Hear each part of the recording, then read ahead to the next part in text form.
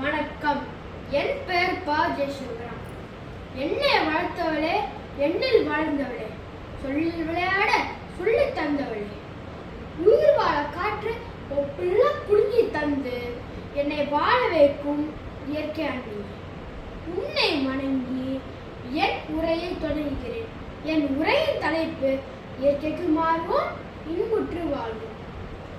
அடடா, அருமையான தலைப்பு. இந்த தலைப்பை தேர்ந்தெடுத்தவர்களுக்கு ரொம்ப நன்றி. தினமும் காலை முதல் இரவு வரை நான் பார்த்த பொருட்கள் பால் packet, biscuit, soap, shampoo, water bottle கூட நெகிழி தான்.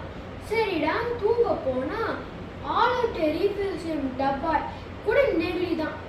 நெகிழி நம்ம கூட பிறந்த மாதிரி நினைச்சிட்டோம். ஆனால் நன்மை மட்டுமே செய்கிற இயற்கையை மதிக்க கூட இல்லை. நீரின்றியமையாத உலகு என்பது வள்ளுவனின் வாக்கு. உயிருக்கு ஆதாரம் நீர், நீருக்கு ஆதாரம் மழை, மழைக்கு ஆதாரம் மரம். ஆனா மரத்துக்கு சேதாரம் மனிதன். மனிதன் மட்டுமே வளர்ச்சின்னு இயற்கையை அழிச்சிட்டோம்.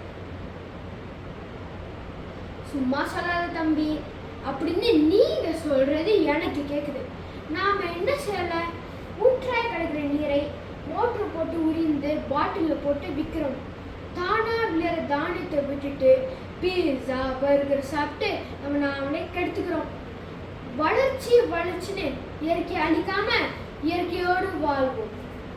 மரத்தை வளர்த்து மழை பெறுவோம், மழை நீரை சேகரித்து இன்புறுவோம், தானியங்களை விதைத்து வாழ்வோம்.